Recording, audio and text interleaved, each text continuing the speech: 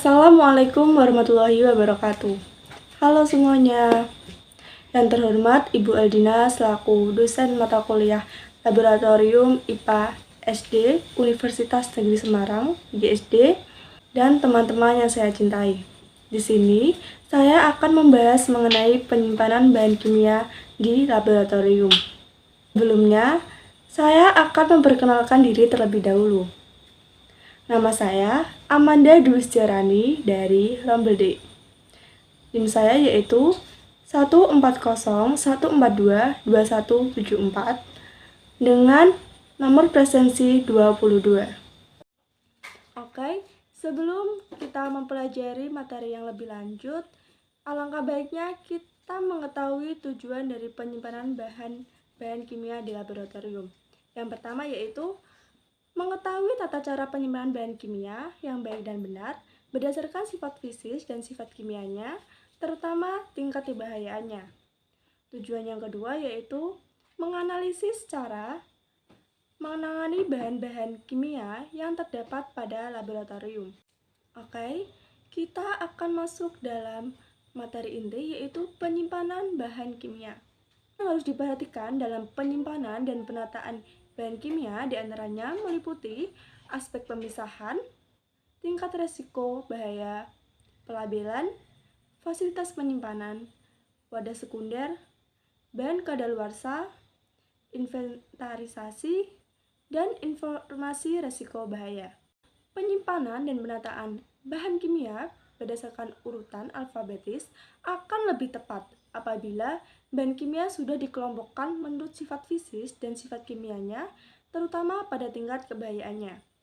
Semua bahan harus diberi label secara jelas dan untuk larutan harus dicantumkan tanggal pembuatannya. Dalam penyimpanan bahan-bahan kimia, kita perlu memperhatikan hal-hal yang penting, yaitu wujud zat. Yang kedua yaitu konsentrasi zat. Yang ketiga yaitu bahaya dari zat.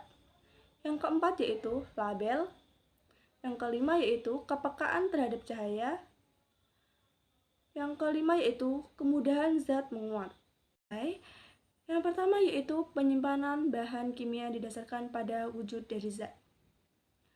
Pada penyimpanan bahan kimia berdasarkan pada wujud dari zat ini dibagi menjadi 3, yaitu zat cair, zat padat, dan zat gas.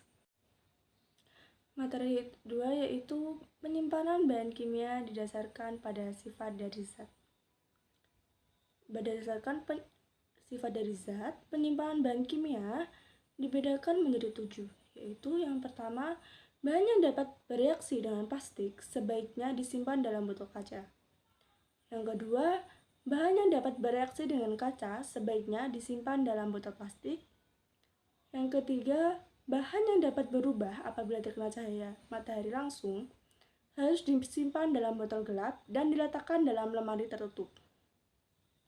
Yang keempat yaitu bahan yang tidak mudah rusak oleh cahaya matahari secara langsung dapat disimpan dalam botol berwarna bening. Kelima yaitu bahan berbahaya dan bahan korosif sebaiknya disimpan secara terpisah dari bahan lainnya.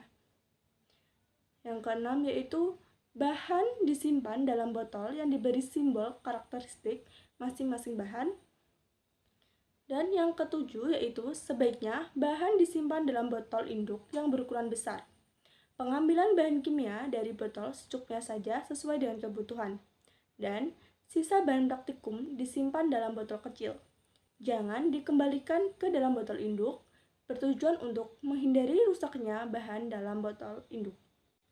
Oke, materi yang selanjutnya yaitu penyimpanan bahan kimia didasarkan pada sifat bahaya dari zat. Berdasarkan sifat bahaya dari zat, yang pertama yaitu bahan mudah terbakar.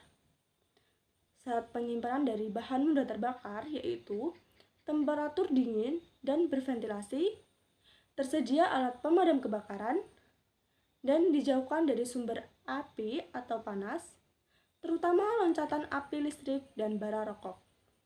Contohnya yaitu asetan dan benzene. Penyimpanan bahan kimia didasarkan pada sifat bahaya dari zat yang kedua yaitu bahan mudah meledak. Saat penyimpanannya yaitu dengan ruangan dingin dan berventilasi, jauhkan dari panas dan api, dan hindarkan dari gesekan atau tumpukan mekanisme. Contohnya yaitu TNT, amonium nitrat, dan nitroselulosa. Oke, sifat bahaya dari zat yang ketiga yaitu bahan beracun. Saat penyimpanan dari bahan beracun ini yaitu dengan ruangan dingin dan berventilasi, jauhkan dari bahaya kebakaran, disediakannya alat pelindung diri, pakaian kerja, masker, sarung tangan, dipisahkan dari bahan-bahan yang mungkin bereaksi, dan keran dari saluran gas harus tetap dalam keadaan tertutup rapat jika sedang tidak dipergunakan. Contoh dari bahan beracun ini yaitu arsen triklorida dan merkuri klorida. Sifat bahaya dari zat yang keempat yaitu bahan korosif. Pada bahan korosif ini, syarat penyimpanannya yaitu dengan ruangan dingin dan berventilasi, wadah tertutup dan beretiket, dan dipisahkan dari zat-zat beracun. Contoh dari bahan korosif ini yaitu belerang oksida dan klor. Dari zat yang kelima yaitu bahan oksidator. Saat penyimpanan dari bahan oksidator ini yaitu temperatur ruangan dingin dan berventilasi, jauhkan dari sumber api dan panas, termasuk loncatan api listrik dan bara rokok, dan jauhkan dari bahan-bahan cairan mudah terbakar atau reduktor. Contoh oksidator yaitu hidrogen peroksida dan kalium perklorat. Sifat bahaya dari zat yang keenam yaitu bahan reaktif terhadap air. Penyimpanan dari bahan reaktif terhadap air ini yaitu temperatur ruangan dingin, kering, dan berventilasi. Jauhkan dari sumber nyala api atau panas, bangunan kedap air, dan disediakan pemadam kebakaran tanpa air atau CO2 dan dry powder. Contoh dari bahan reaktif terhadap air yaitu natrium, hidrida, karbid, dan nitrida. Sifat bahaya dari zat yang ketujuh yaitu bahan reaktif terhadap asam. Saat penyimpanan bahan reaktif terhadap asam ini yaitu ruangan dingin dan berventilasi, jauhkan dari sumber api, panas, dan asam. Ruangan penyimpan perlu didesain agar tidak memungkinkan terbentuk kantong-kantong hidrogen, dan disediakan alat pelindung diri seperti kacamata, sarung tangan, dan pakaian kerja. Zat-zat reaktif terhadap asam kebanyakan dengan asam menghasilkan gas yang mudah terbakar atau beracun. Contohnya natrium, hidrida, dan cyanida. Sifat bahaya dari zat yang ke-8 yaitu gas bertekanan. Saat penyimpanan dari gas bertekanan ini yaitu disimpan dalam keadaan tegak berdiri dan terikat, ruangan dingin dan tidak terkena langsung sinar matahari, jauhkan dari api dan panas, dan jauhkan dari bahan korosif yang dapat merusak keran dan katup-katup. Sebagai contoh, gas N2, asetilen, H2, dan Cl2 dalam tabung silikon. Selanjutnya yaitu penyimpanan bahan kimia didasarkan kepekaan cahaya. Suatu bahan kimia yang memiliki sifat peka terhadap sinar cahaya harus disimpan dalam botol berwarna gelap dan tempat yang gelap pula. Materi selanjutnya yaitu penyimpanan bahan kimia didasarkan kemudahan zat menguap. Simpan racun asiri atau yang mudah menguap atau bahan kimia pewangi pada lemari berventilasi. Jika bahan kimia tidak memerlukan lemari berventilasi, simpan dalam lemari yang bisa tertutup atau bisa ditutup. Bahan kimia yang sudah dicek kesesuaian dengan data pemesanan, kita simpan di lemari penyimpanan bahan sesuai dengan sifat fisik dan sifat kimianya.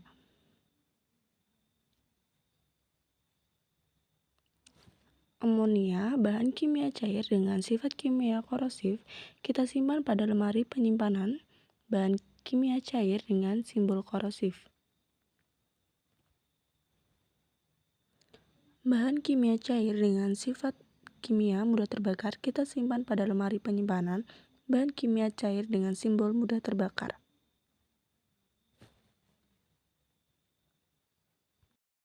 Dari materi yang sudah saya paparkan, maka dapat diambil kesimpulan yaitu penataan dan penyimpanan bahan-bahan kimia ada banyak hal penting yang harus diperhatikan. Penyimpanan dan penataan bahan kimia berdasarkan urutan alfabetis akan lebih tepat apabila bahan kimia sudah dikelompokkan menurut sifat fisik dan sifat kimianya terutama tingkat kebahayaannya. Bahan kimia yang tidak boleh disimpan dengan bahan kimia lain harus disimpan secara khusus dalam wadah sekunder yang terisolasi agar tidak terjadi kecelakaan seperti ledakan dan kebakaran. Dalam menyimpan bahan kimia, harus memiliki wawasan dan keterampilan khusus mengenai bagaimana cara yang benar dalam penataan bahan kimia di laboratorium.